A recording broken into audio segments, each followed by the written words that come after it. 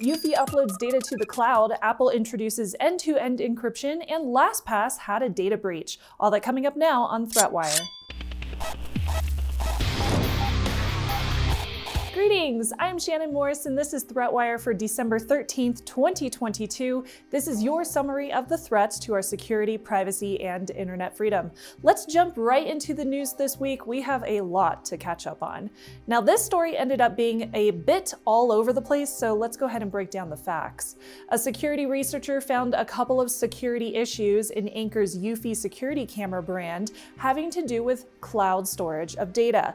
Now, these issues raised alarms because Eufy has claimed to only store data locally. So who is this Eufy?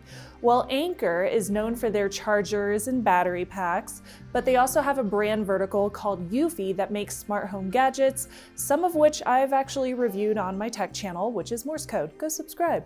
The researcher found the doorbell security camera could upload thumbnail captures from the video stream to the cloud, even when the camera is not set to upload anything.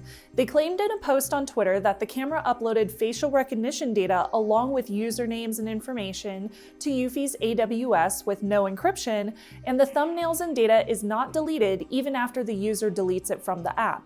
Now, the first issue was deemed working as expected. The thumbnails created from the video feed for the doorbell camera are used to send notifications to the owner's phone when the camera detects movement. This allows the owner to click into the notification and see the recording after they see the thumbnail. But by default, the notifications are set up for text only via the app, so the user has to choose to include thumbnails in the notifications. This does make sense since notifications are handled server side, but since the manufacturer has been promoted as a brand who only stores data locally, this was not made clear to users. The researcher's proof of concept for this was using a browser session that already cached his authenticated account as well. Now, even so, Eufy has chosen to clarify in the app how the push notification data is temporarily stored, and Eufy intends to make the Homebase 3 store thumbnails locally as well. The researcher also showed the cameras are encrypted with AES 128-bit encryption, but with a crackable string for the key instead of a randomly generated key.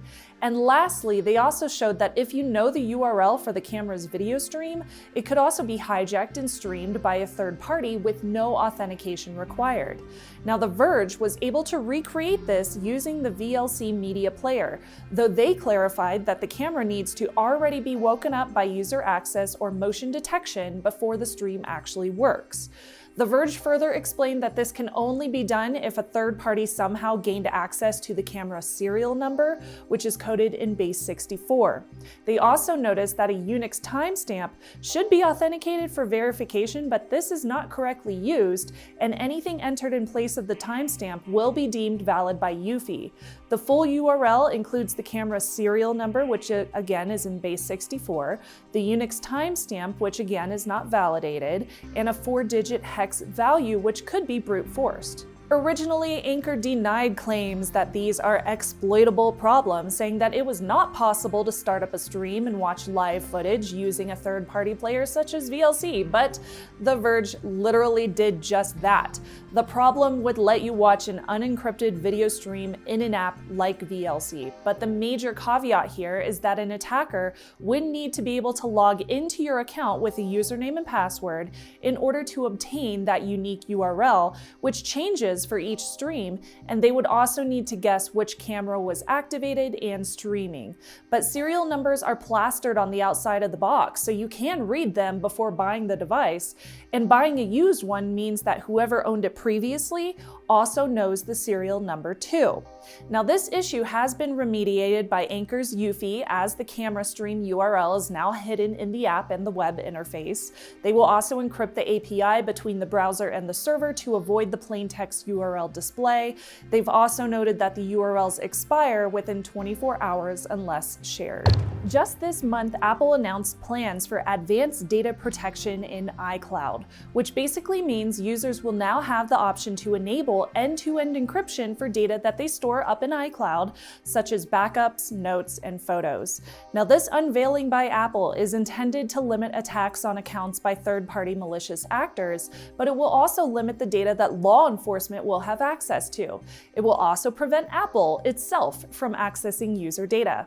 Now, Apple has already encrypted 14 data categories so far, including things like health data, maps, Safari browser history, and more, but this news brings the encrypted data up to 23 categories. Now, only trusted devices that a user has allowed will have access to the new categories as well. The EFF has campaigned for better encryption and privacy for iCloud users for years, and while this is a great step, it still remains opt-in. Users will need to go into their settings and opt into the encryption as it is not on by default. It also still does not include iCloud Mail, Contacts, or Calendar, and the reason being? Well, Apple says this is due to interoperability required by those features. Now, of course, the FBI and other law enforcement agencies are not very happy about this change. These agencies worry that end-to-end encryption hinders their ability to gain access to information needed for court action against criminals. For iCloud users, advanced data protection will be available by the end of the year in the US, here 2022, and will roll out worldwide in early 2023 in iOS 16.2, iPadOS 16.2, and macOS 13.1.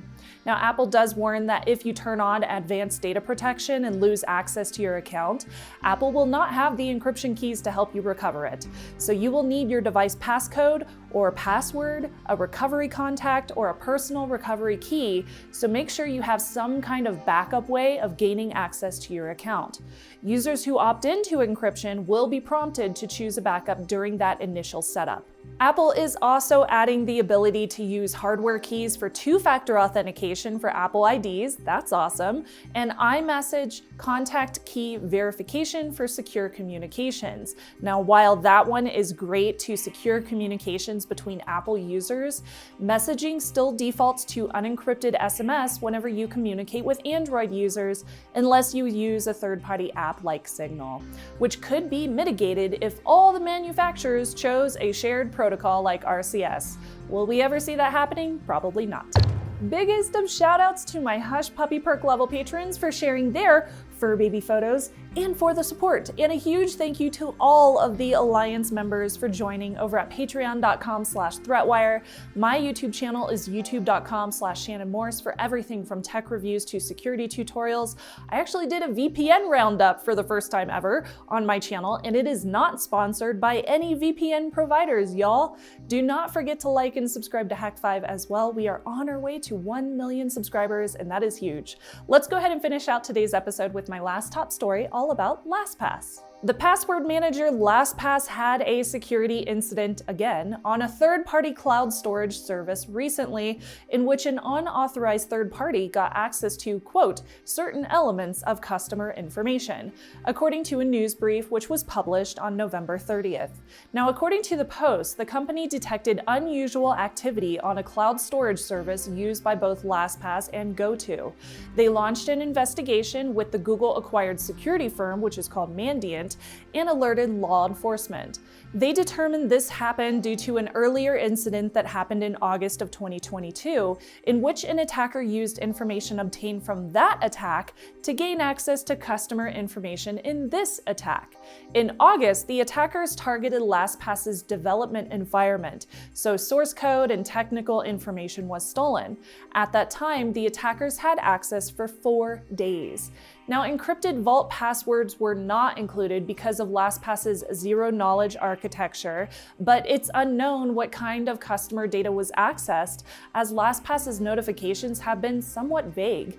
It's unsurprising that LastPass and GoTo use the same services, like this third-party cloud storage service. GoTo, which used to be called LogMeIn, acquired LastPass in October of 2015. Then in December of 2021, LastPass was back to being an independent company. At this time, LastPass recommends that users continue to use just good security hygiene for their password manager, and you should be fine. We'll see how that goes. Thank you so much for watching. I'm Shannon Morse, and I will see you on the internet.